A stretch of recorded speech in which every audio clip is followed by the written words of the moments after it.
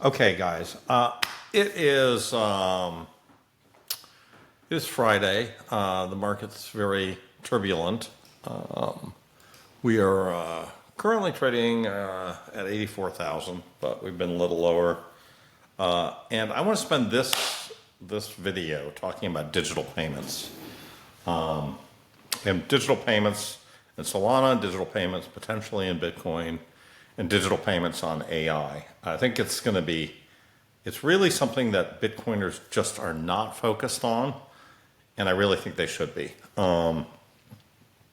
Okay, before I do it, I would like you to go to my YouTube and subscribe to me. I've been losing some followers on YouTube. It's terrible. I'm below 27,000. And, you know, on Twitter, I'm doing better. I'm at 150,000, but I could be doing better. And I got my buddy Josh Mandel, who's about to eat my lunch. I mean, honestly, he's coming from behind. The man's going to be at 150,000 followers probably by May, and you know, and then I'll just be an also-ran. So vote for me by following me on Twitter and by subscribing to me on YouTube. Thank you very much.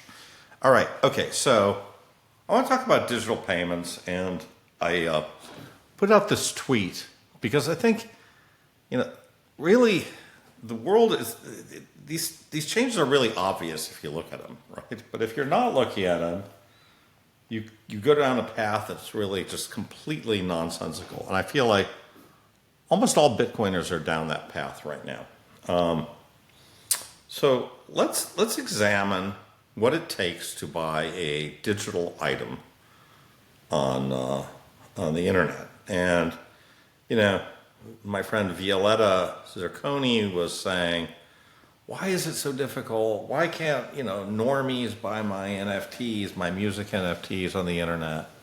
Why does it have to be so difficult? You know, they can't remember all these things, setting up seed phrases and this. We need an easier way to do it.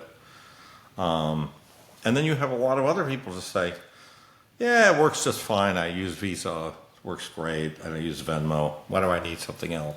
Well, let's just actually go through the steps that you have, you know, to buy a digital item. And let's just say it's an NFT, just for argument's sake. But it could be a meme coin. It could be like the Trump meme coin. It could be access to a website, you know, that's behind a paywall. That could be, you know, subscribing to Taylor Swift's fan club. Whatever it is, right?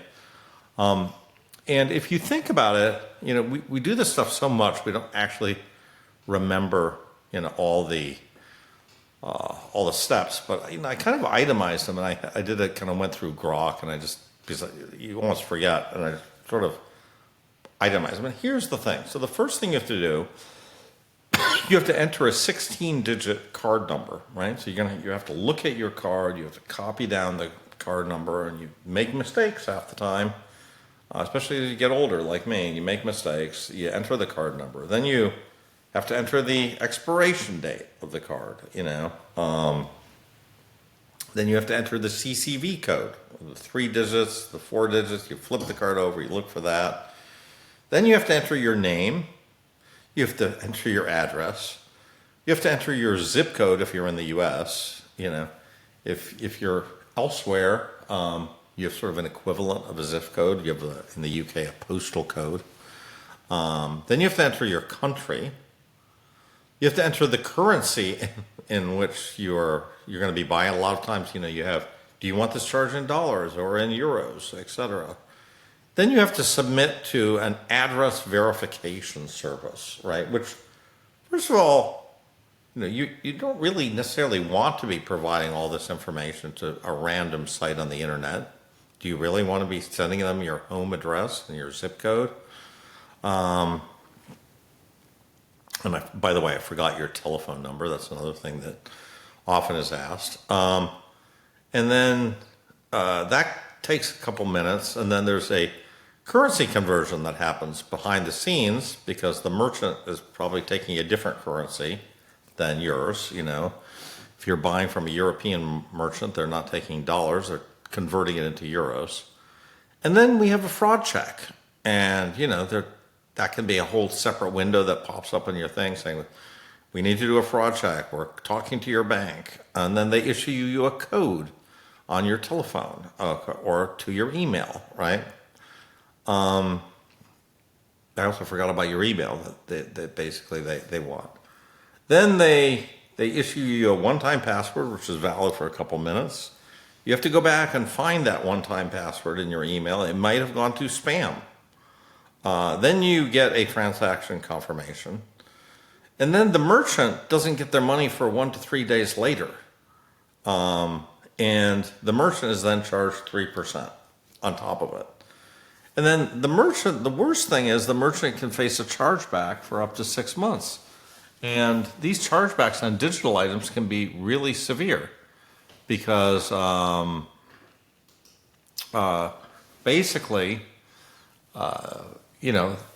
if a person complains to the credit card saying, I didn't do this, it goes into a dispute resolution process, the merchants call, etc. So this has a lot of problems for the consumer. It's like 16 steps, 20 steps. I forgot even when I posted this on the internet, I forgot on Twitter, I forgot even the email and phone number, which are it's very intrusive, right? It gives you there's privacy concerns, and for the merchant, it's terrible. You have to wait 3 days to get settled. You can get your funds clawback for up to 6 months. You can get your entire bank merchant account shut down if your chargebacks are too high. So it's just not good. And contrast this to now a modern day Solana wallet. You got your Solana in there. You want to buy USDC? Click, 2-click, change, convert, boom, done. You want to buy an item? Click. Okay. Want to buy a meme coin? Click. You want to buy a ticket to an event or a webinar or something like that? Click. Okay. So you've compressed 16 steps or 20 steps down to 1 step. Click. Furthermore, from the merchant's perspective, they immediately get the cash, right? So it shows up in their balance, click, click. Digitally, very easy to integrate. The merchant, they know that they've got it. They know they don't have to worry about chargebacks or finality. So it's just an incredible system, right?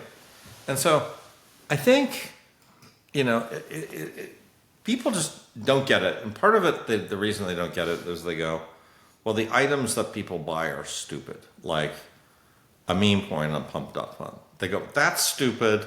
People shouldn't be buying these things. They should be buying Bitcoin.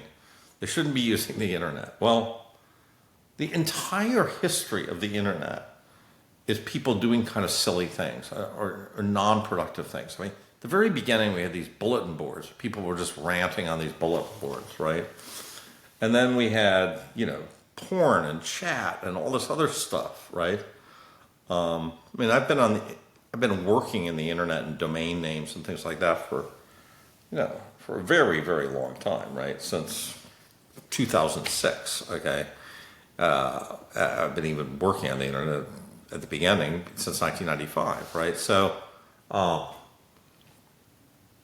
but, people would always say, Fred, what do you do? And I'm like, internet. And people would be immediately thinking that I'm in some kind of porn, because that was the main activity of the internet, right? So you would say, well, I'm in domain names.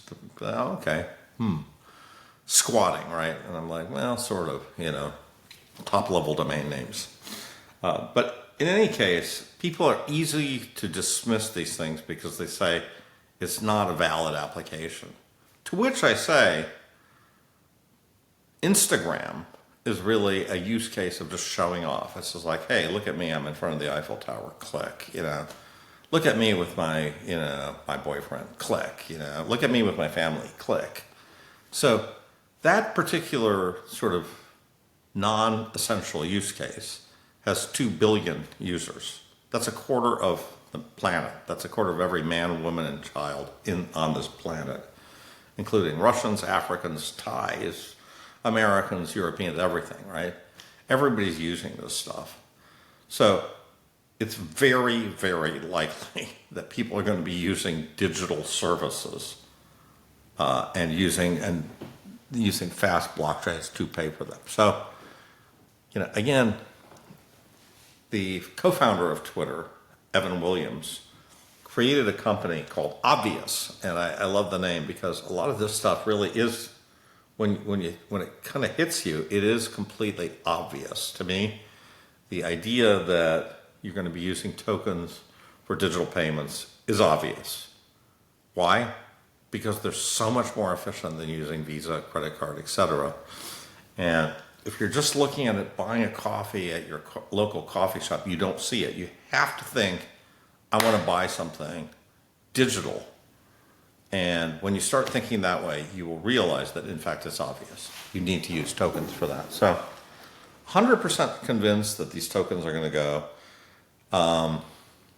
Scott Bessent is really pushing on the use of dollar-based stablecoins as kind of the token, but the token that you should use. And he's probably right. There probably will be a lot of those tokens. It just as well might be Solana, SOL. People could use that. You have a lot of freedom because these things are very, very fast, interchangeable on the Solana wallet. You can use a lot of different ways to pay.